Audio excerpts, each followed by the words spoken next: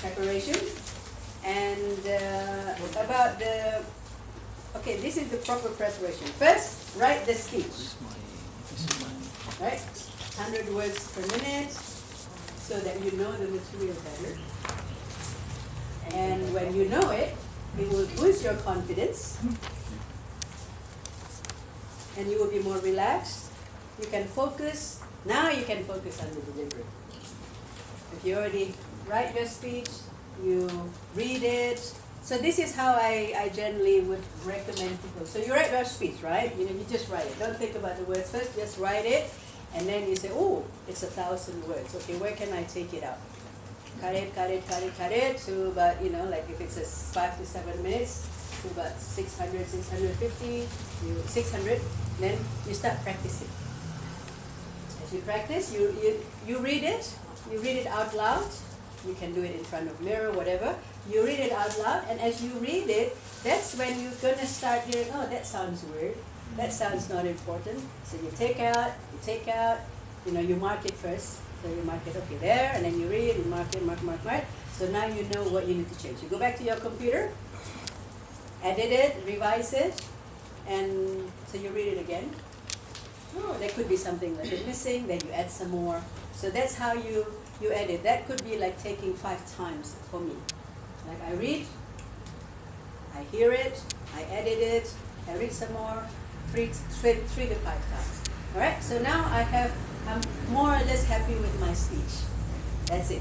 Okay, now I start reading it loud, and every time as you try to remember more, you start just looking at the paper, maybe just the first sentence, and try to remember what's being said about that sentence, about that paragraph. So that's how you slowly distance yourself from the paper until you just read the first word and you already know what it's going to be said.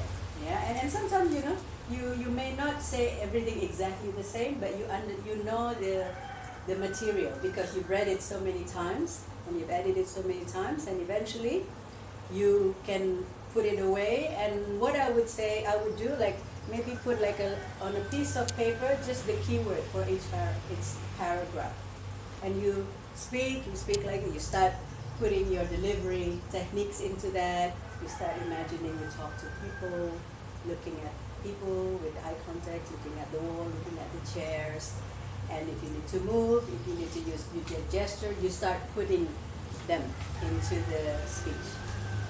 Right, so you keep doing that. I think if you do it like about 100, not 100.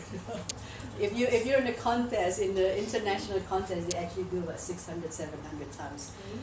But for your speech, I would say if you just do like 10, 12 times, you're already really good with it.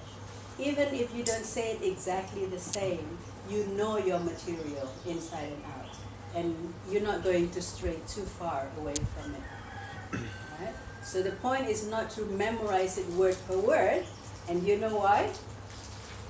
Because it sounds like you memorize it word per word. Okay, that's one good answer, very good answer. Anyone else? When you lose the line, one line, it makes you panic. Yeah, that's probably more it. Like the minute you lose, like, oh, what is that word? And then, you just lose it already, and it makes you very scared, right?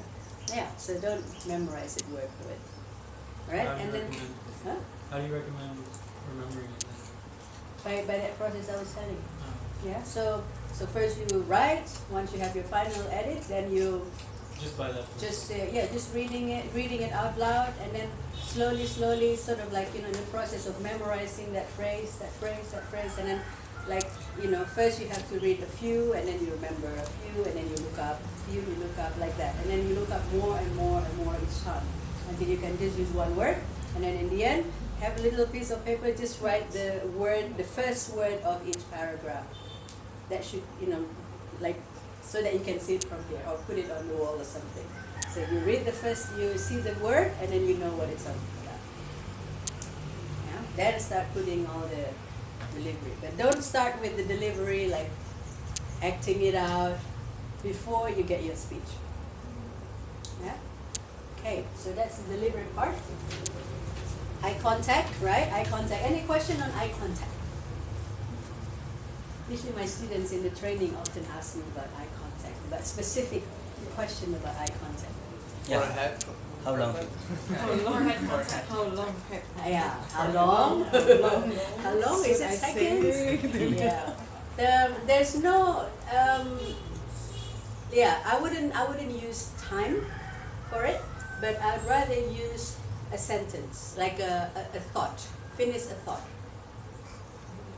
Finish a thought. So let's say it's a sentence, or sometimes part of a sentence by a comma. Yeah. So let's say today we're going to speak about mentoring. So that's one thought. And I was looking at now I can say to you, for example, in this session, these are the topics that we're going to talk about. Right? And then I move to somebody else.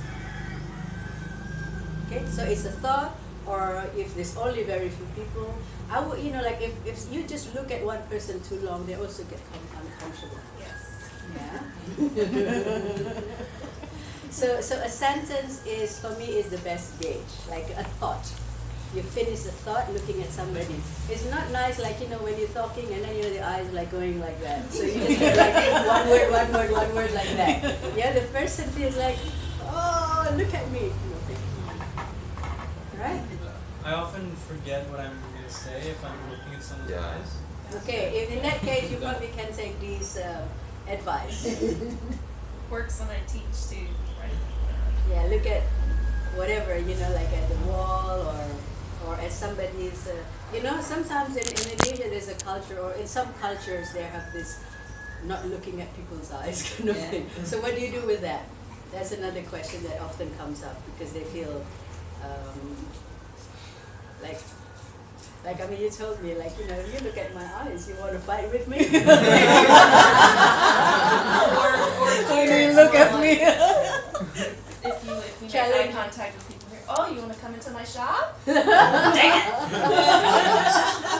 that's the tourist culture. And then the other culture is like, it's taboo to look at either a man's eye or a woman's eye, and all that. So in that case, you to help yourself, basically, you look into the eye. Because you don't know that. I mean, we have an audience of say 300 people. How do we know? We don't know that anyway. Yeah. We don't know who we're talking to. Yeah, don't worry about it. Yeah, I never encountered that. I don't, whoever I said. It's like, usually the people who have that questions is the ones because they're afraid and they're still trying to find a way not to look at somebody else's eye.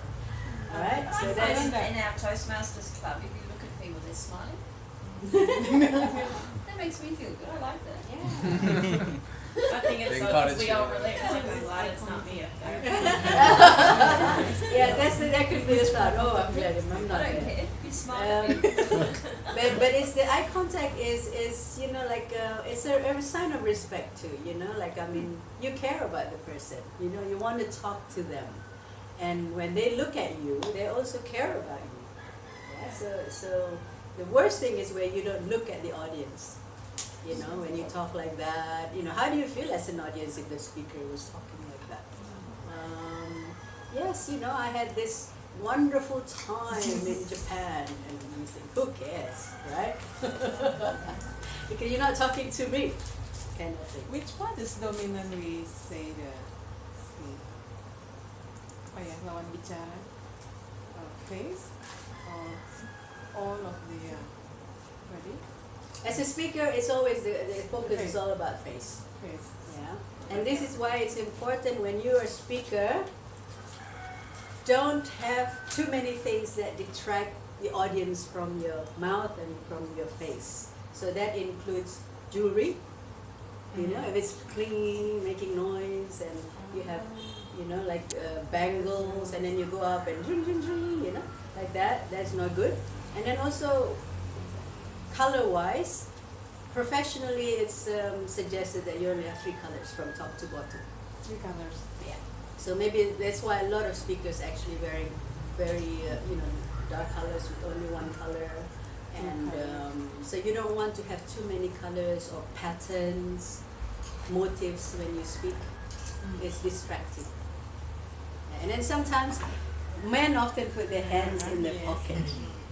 And then guess where the audience eyes go to? They're gonna look at that and wonder what's in their pocket. Right? And then they sort of like, they don't think, it's like, okay, it's something there, and so if you stand funny or you keep moving like this, there's something that always look like this. And then you keep looking, what is that? Huh? Yeah. So that's why it's better when you speak. Okay, this is another delivery technique. Is you find, when you come, you got called, okay, speaker, blah, blah, blah. Okay, you come here. Don't speak right away. Find your balance, just make sure that, your feet is slightly apart. Don't start like this because you're going to lose your balance very quickly. Then you'll have to move. So it's better if you just have your feet well planted like that, shoulder width, and then so you balance, and then you can also open your chest more. Yeah. So if you're already speaking like this, you're going to have a lot weight here. You're going to be tired. You're going to have to move unnecessarily. So ideally, if you're speaking professionally, each move, each word, each gesture, all counts. Nothing is superfluous, nothing is extra. Okay? Yeah. Something Yes. we can hold, no? No, that's like the biggest no. Okay, Yeah, put some it people, down. there's some teachers who say, well, take a pen. If you're nervous, take a pen. And that's the worst thing because then people are going to look at your pen. Yeah. So actually, if you just speak like, like the Italians. Use your gestures, like, okay, it's better than like this or like this, so use your hands. Okay. All right, any other question? No? All right, so that's the delivery part. Time it. So time it, time it, right? If you're going to be speaking, even if it's Toastmaster or not Toastmaster, always time it. And then if it's too much, okay, then you know what you need to cut out some words. So it's pretty simple. Trim the unnecessary, explain if unclear. For full speech, research, points, mind map. This is mind map. Okay. Mind map. If you can do mind map, it's even better because then you associate certain words with a certain place. Remember, after that, it's there. That color. After that, that's there. I'm going to send this to you as a PDF so you see the colors. It's not very pretty like this. It has all different colors. All right, so that's that. And I'm going to talk a little bit about mentoring basics and then, let me see. All right, yeah, so mentoring basics. No, actually no. Mentoring basics is going to be last. I'm going to talk about Toastmasters. My favorite topic. These books, everybody has it. Everybody is mostly familiar with this one and not this one. Right? Yes. Otherwise, we would have a lot of competent leaders in our club many years ago. Okay, so when you receive this book, by the way, read it. Some people don't read it, or they just look, like they look at the table of content, icebreaker, page 7, they go straight to page 7, and that's all they do, and then they go to the next page, and they don't look in the end of the book, from page, That's me. from page 60, so it's an easy one to remember, 60, right?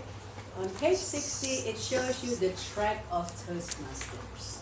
The track of Toastmasters. So there are. This is new member, and then this is the first one is the CL first. This is the CL, ALD. ALS, and here is CCC,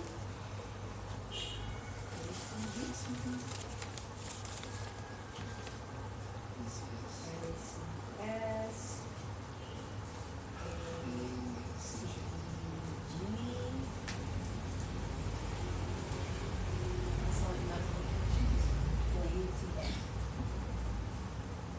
So this is where I am. Alright? How do I get there? CC, this book, if you do all 10 speeches, you'll get here. This is communication. This is leadership. So in Toastmaster, this goes hand in hand. You know why? Do you know why it's good that way? If you're a leader, what do you need? Communication. And if you're a good communicator, chances are you're going to be a good leader. Right? So it's a beautiful system. And actually, even when you do your leadership track, you're also learning to communicate each time. Yeah, there's more challenges. All right, so like if you do finish that 10 projects, you're going to get the CC, which is the competent communicator. And then when you do this book, there are 10 projects, and the projects are called listening, critical thinking, giving feedback, time management, planning and implementation, organization and delegation, facilitation, motivation, mentoring, and team building. These are the skills that a leader needs. Okay? And then for listening, it would cover the jobs of the roles of accounter, listen, grammarian, speech evaluator, table topic speaker. So all these roles actually requires you to listen really well. Alright?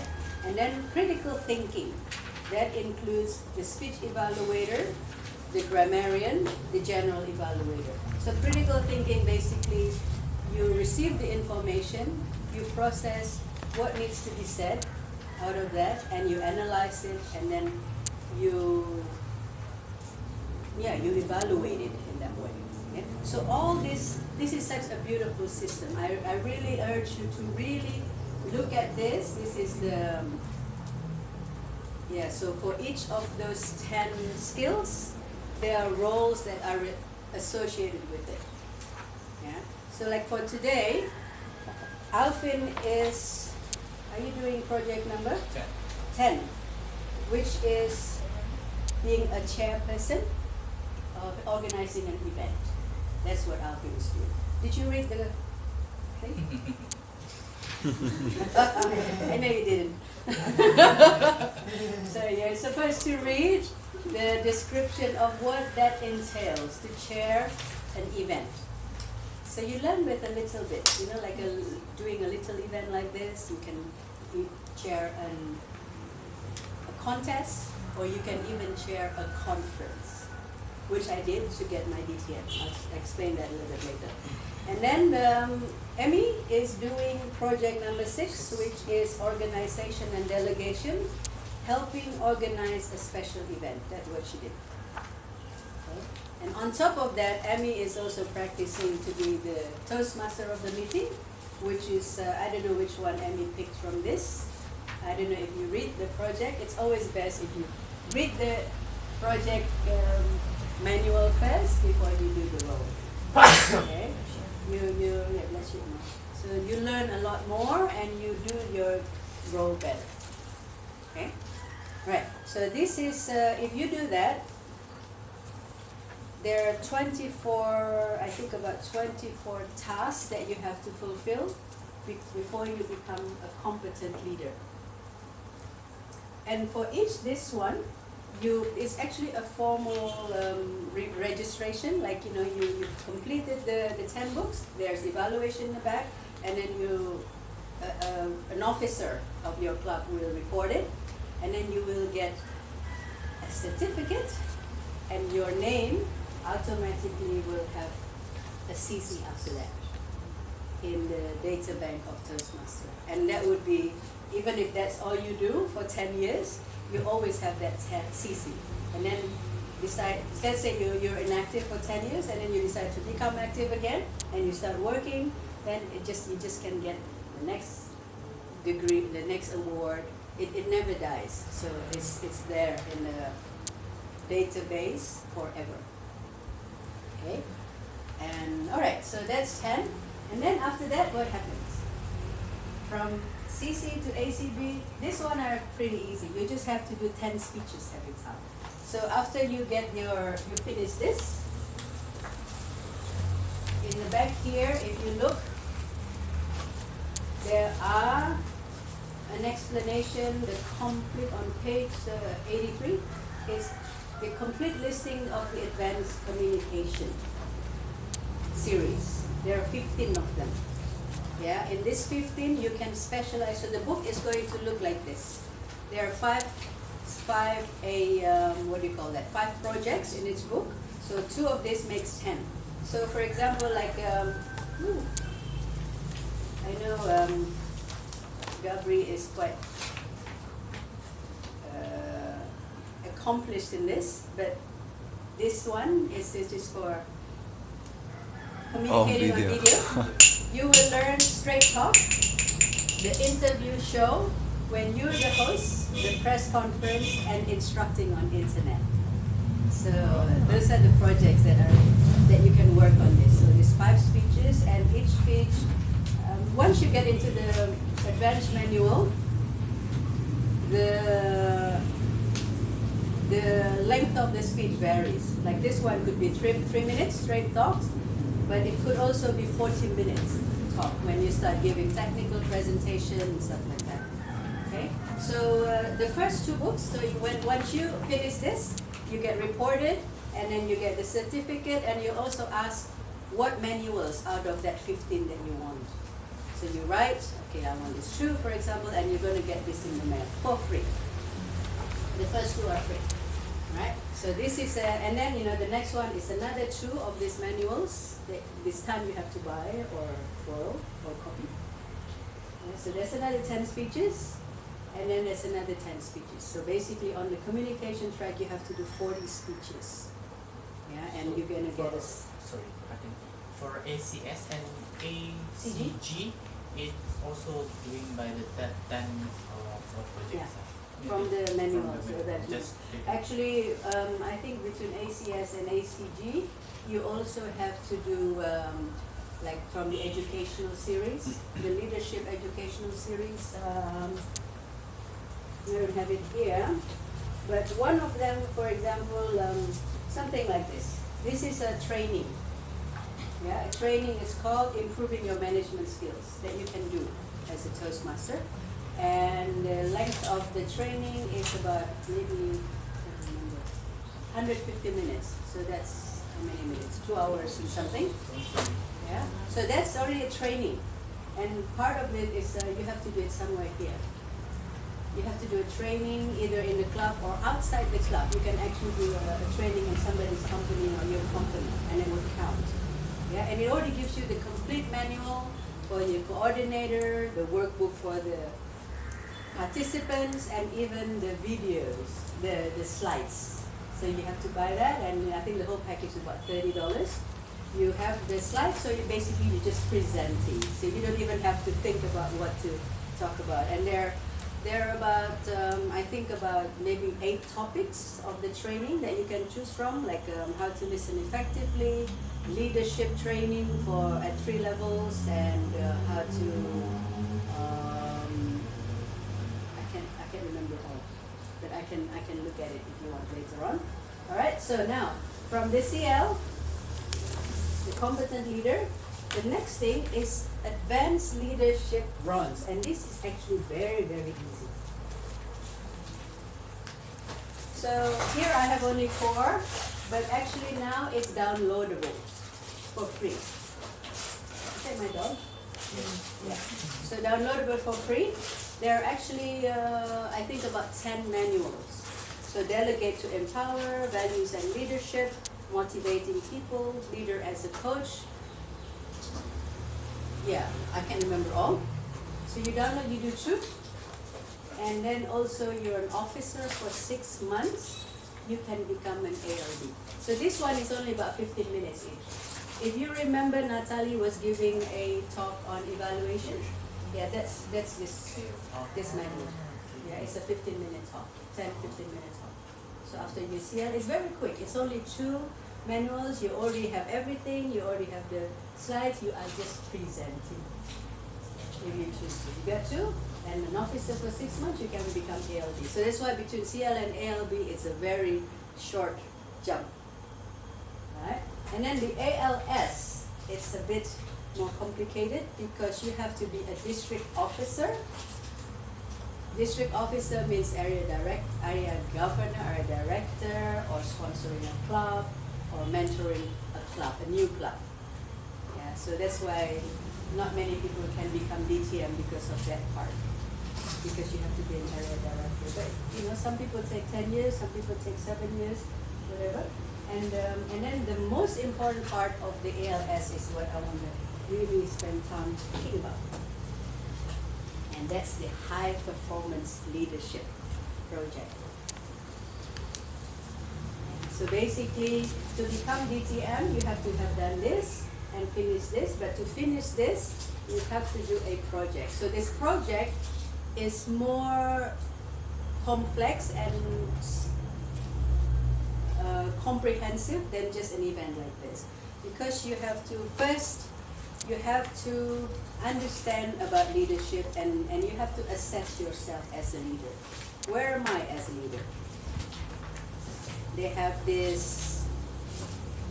a questionnaire, and they have this wheel. So this wheel comprises of 6 aspects of a leader, which is about values, about your vision and values of what you want to do as a leader. And then direction, it's like how you give direction, how do you manage people basically. And then you have persuasion. So persuasion is like, how do you get people to do what you want them to do? Yeah. I mean, if